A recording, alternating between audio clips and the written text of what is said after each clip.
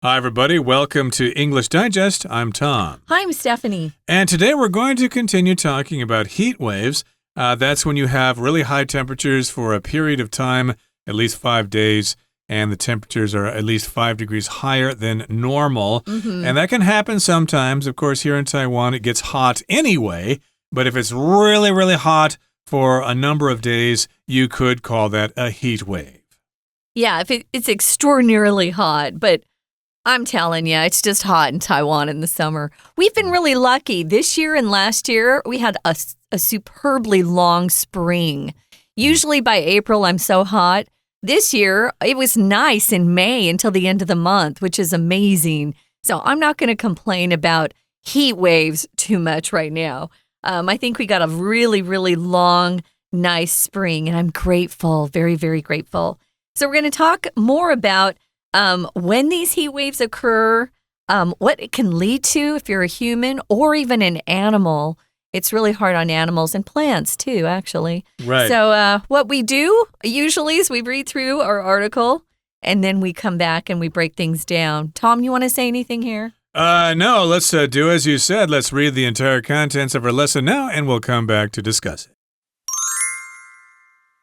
Heat waves may seem to occur only in summer, but their impact extends far beyond the season. The body can lose its balance in hot and humid weather, leading to dehydration, fatigue, and even heat stroke.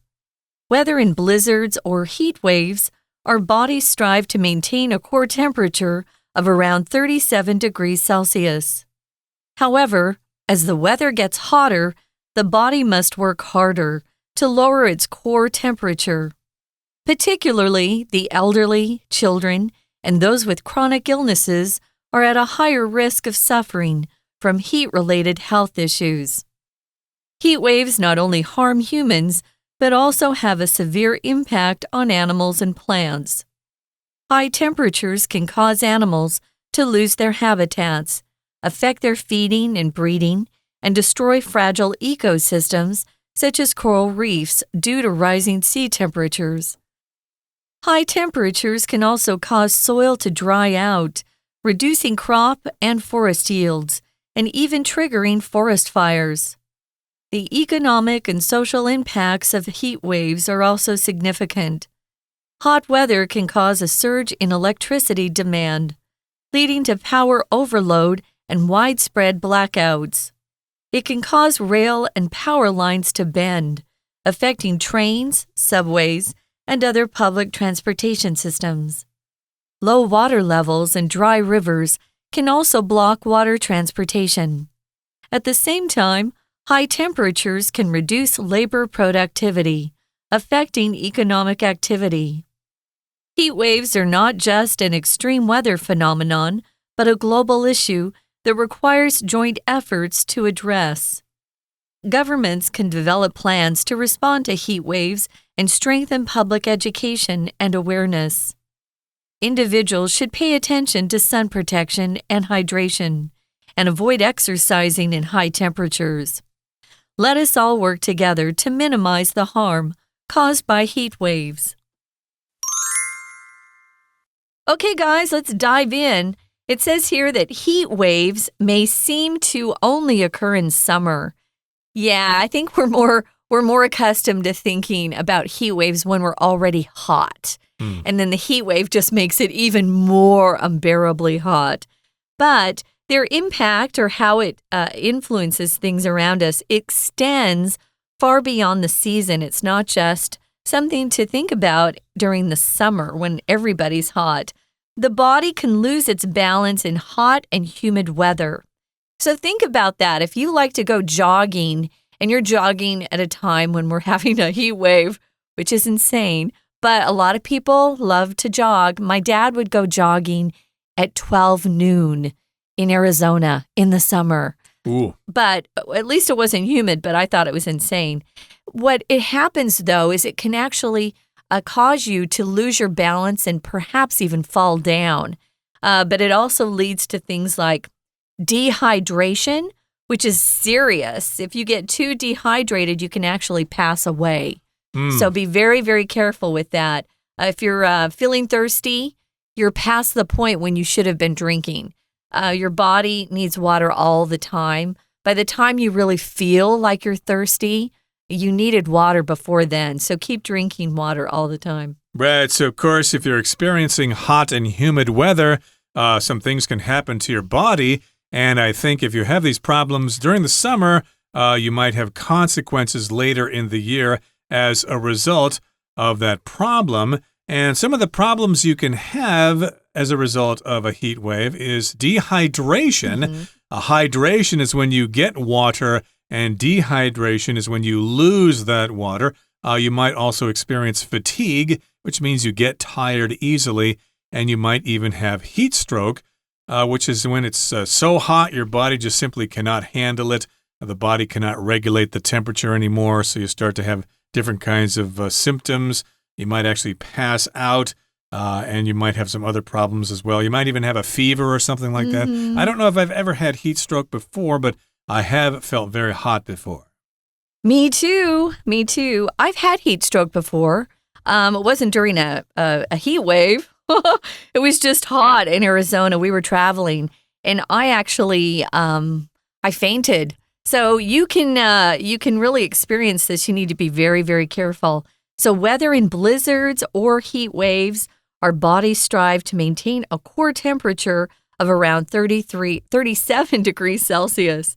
Our bodies are really smart. If we just leave our bodies alone, they usually can regulate themselves. So a blizzard is when you've got a really strong snowstorm and the wind is blowing hard. It's hard to see. You really shouldn't be out in it because it's hard to even drive. You can't see in front of your even if you put your hand in front of your face, it's hard to see sometimes in a blizzard. Or you could be in a heat wave. It doesn't matter. Our bodies are always constantly striving to maintain that core temperature. Core temperature just means that's where it likes to sit. It could be a few degrees above or below, but it really likes to hang around 37 degrees Celsius. If you strive to do something, you're working hard to do something. So striving just means you're making a lot of efforts to achieve or obtain something, to strive. We usually use it when we're talking about a goal. Yeah, I'm striving to become the best surgeon in Taiwan. That's my goal. That's my aim. Or you could strive to, finish all your work before you get to play a video game tonight. You want to strive just by working hard and not giving up against whatever you're working to achieve. Yeah, you could just substitute the word try. Our bodies try to maintain a core temperature of around 37 degrees Celsius. Okay, so yes, if we're in a blizzard or if we're experiencing a heat wave, the body should be able to take care of us. This does remind me of the idea that if you try to maintain your body's temperature too close to a median, like if you don't let yourself get exposed to hot weather or cold weather, it's not good for your health. A lot of people spend all summer in air conditioning, and then in the winter, they stay in nice heated rooms. I think it's a good idea to expose yourself to extremes in temperature. It's good for your health that way. But again, the body just wants to maintain that core temperature, that basic temperature of around 37 degrees. However, as the weather gets hotter, the body must work harder to lower its core temperature. Now, the people that are really vulnerable or at risk would be the elderly, children, and those with chronic illnesses.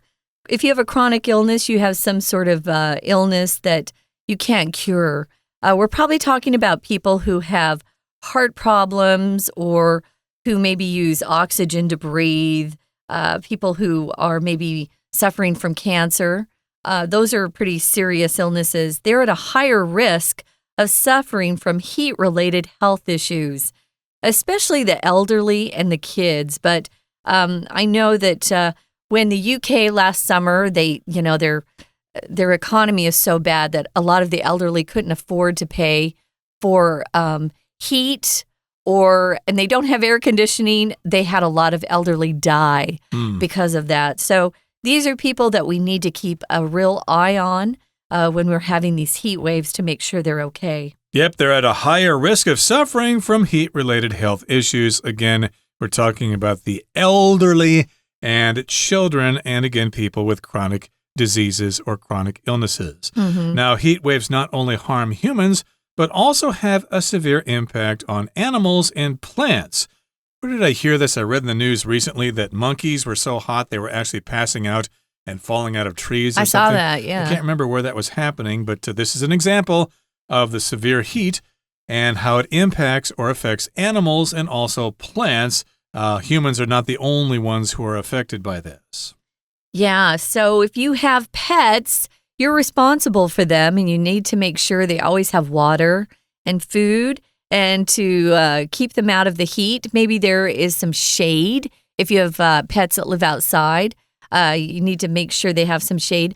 My mom went and got a kiddie swimming pool for our dog, Mav, so that he'd have water anytime he wanted it. And then we had an area of just shade in the backyard that he would spend a lot of the hottest hours of the summer day in that area. And, of course, the pool. He loved the water. So make sure you're taking care of the people that you can. Yeah, and if you have plants, you know that you have to water them even more in the summer here in Taiwan. Sometimes I'll water them late at night and then early again in the morning. The ones that are out on my balcony, they're getting direct sun. So I know that they need a lot more help. Okay, so high temperatures can cause animals to lose their habitats, affect their feeding and breeding, and destroy fragile ecosystems such as coral reefs due to rising sea temperatures. So these are all effects as a result of heat waves. You get high temperatures and animals can lose their habitats, okay, because the plants are all dying and it's just too hot. So they lose the places where they live. And that, of course, affects how they feed, how they get food, and also how they breed, how they get together with each other and make babies. And, of course, this could also destroy those ecosystems. An ecosystem, of course, is an environment or a system, an organization of living things together and how they affect each other. And it's kind of like the food chain. And so these are fragile ecosystems. If you interrupt that ecosystem, it could cause problems. And we've got the example of coral reefs because we've got rising sea temperatures, and indeed coral can die if it is in water that is too warm. So high temperatures can also cause soil to dry out. Think of that. Think of those poor farmers. I know a lot of times farmers in the summer in particular are always saying, pray for rain. We need rain. It's hard to see all that work that you put into your crops just go down the tubes or, be for naught, be kind of a waste because your plants all die. That can happen as well. So it does cause soil to dry out and it reduces crops or the food that our farmers are growing for us and for animals. We need those crops. We don't want to be eating, the fake food they're making out there these days. And the forest yields and even triggering forest fires. A yield here is describing how much something produces. So we'll talk about, what did your crop yield this year? How much did it produce for you? Oftentimes you'll see yield on a sign if you're driving in America, which means make sure you watch out for the cars that you're trying to enter. Maybe you're trying to enter into the freeway or highway. You have to wait for other cars. You can't just, zoom in whenever you want to. But here it's a different definition. We're talking about how much something is producing or delivering. It's some sort of a result of something that you've done. So, yeah, to trigger is very similar to spark. So it just means to start, and it can start forest fires if you have high temperatures and maybe a flash of lightning hits a tree. It can start a fire. It could indeed. You got to watch out for that. But what we're going to do right now is take a little bit of a break and listen to our Chinese teacher. Please stay tuned. We'll be right back. Hello everyone, 我是派老师。今天讲解的是9月12号 Unit 7 Heat Waves 这篇文章第2天的内容。这个单元探讨的是热浪现象。前一天文章告诉我们热浪形成的原因，是因为高压系统造成热穹顶，也进一步指出近年来热浪越来越频繁，越来越严重，主要有2个因素，一个是全球暖化，第二个则是都市热岛效应。第2天的单元进一步要告诉读者热浪所带来的影响，包括个人健康、生态环境，还有社会经济，而且在最后提出因应热浪我们应该要有什么样的作为。好，我们一起来看学习重点吧。那我们请同学看到第1段第1句，这是这个段落的主题句，很清楚地指出段落主要在讨论热浪的影响。那从第2句开始一直到段落最后1句，其实这些句子都紧紧地扣住热浪对人体健康可能造成的伤害。从第3句我们可以看出人类是恒温动物，身体在暴风雪或者热浪当中都还是非常努力的在维持摄氏37度左右的核心体温。好，那请同学看到第3个句子的这个主要动词片语 strive to。strive to 就是努力的意思。好，那我们请看到第4个句子，这里可以看得出来，天气越炎热，人体呢就必须更费力的降温。好，再来第1段第5句，还有一个重点，在 be 动词 are 后面。好，这里 those with chronic illnesses， 那指的就是慢性病的患者are at a higher risk of suffering from heat-related health issues。 那慢性病患者呢，也是属于比较高危险的这一群，他们很容易呢就会罹患跟过热有关的健康疾病。好，再来我们就看到第2段了。第2段进一步探讨受到热浪影响的对象，还包括自然界的动植物。第2句明确指出High temperatures can cause animals to lose their habitats。 好，这个部分呢，所指的就是动物会丧失栖息地，觅食还有繁殖也会受到影响。那植物又是如何受到影响呢？就请看到第3句 High temperatures can also cause soil to dry out。 这里指的是高温会导致土壤干涸 dry out。 那因为这个句子没有连接词，后面的部分呢是分词构句，从 reducing 开始。好，请同学注意 yields 在这里指的是农业林业的产量。那如果是在制造业的前后文，通常是指产品的良率，要请同学特别注意哦。 We're going to take a quick break. Stay tuned. We'll be right back.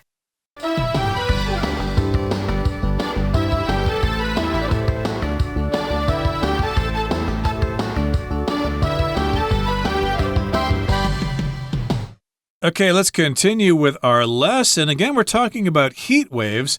Last time we talked about what causes them, and this time we're talking about the consequences of heat waves. Again, they can occur mostly in the summer, but the effects can last all year long. It can affect the elderly and children and people with chronic diseases. And, of course, it can also harm the environment. It can have impact on animals and plants. They can lose their habitats. It'll interrupt their feeding and breeding cycles. And it will also destroy ecosystems. And then we've got rising sea temperatures as a result, which could affect the coral. And then, of course, it could cause the soil to be really dry, and that will reduce crop and forest yields, which means the price of food would go up and farmers would have difficulty making a living. And finally, we could have big forest fires. Now, moving on, it says the economic and social impacts of heat waves are also significant. When you talk about the economy, you're talking about how people make money and how the system makes money, how a country, how a nation brings in funds. That's a big deal, how your economy is going to,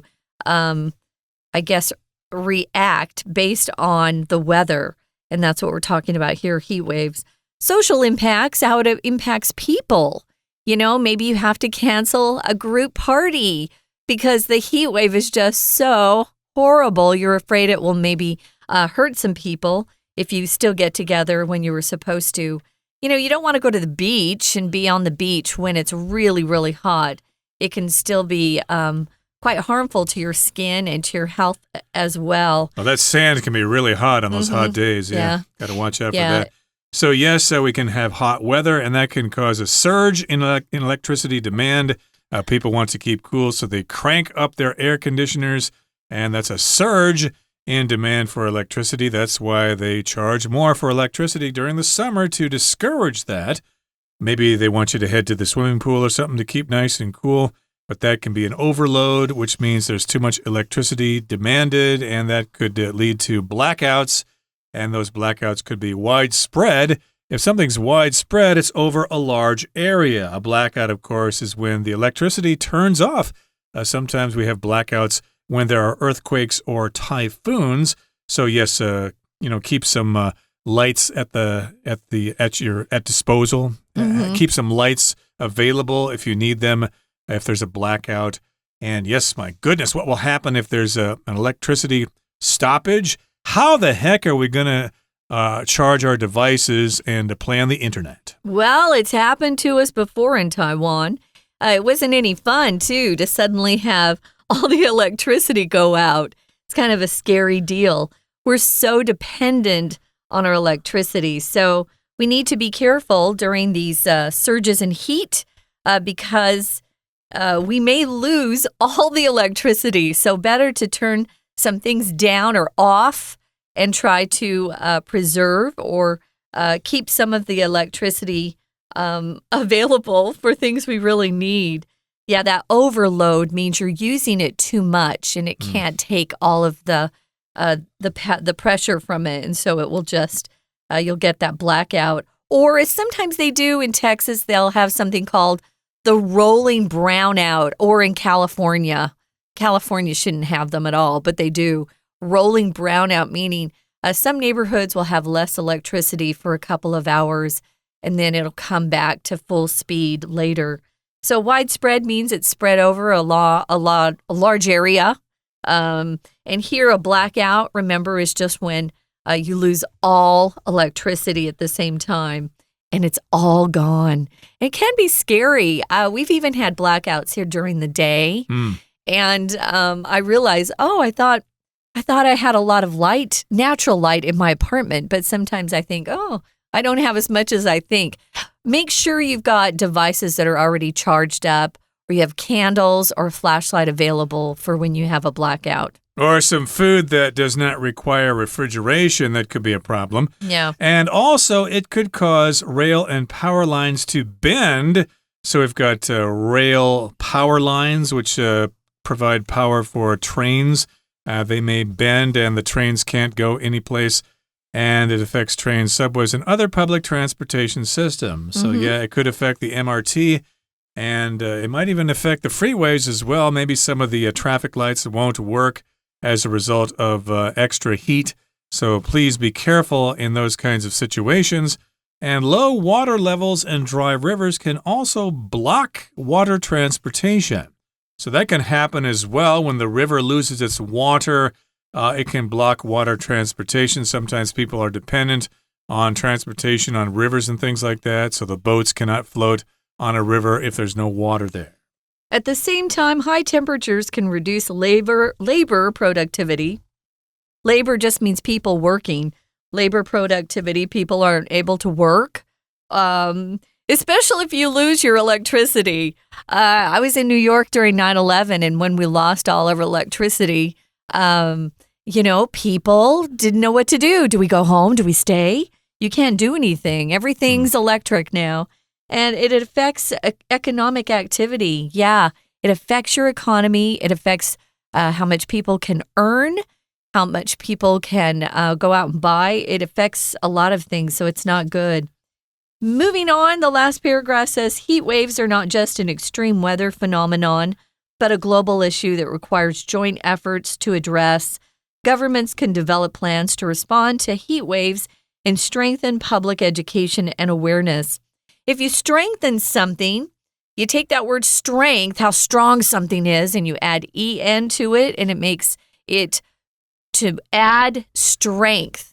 Now, if you take weak, where you're not very strong, and you put an en to weaken something makes it even weaker than it was. So you can take some of these words like strength and weak and add an en and develop a new verb. So strengthen public education and awareness. Be prepared for blackouts. They're going to happen, and you need to have food, water, and your essentials nearby and handy. Right.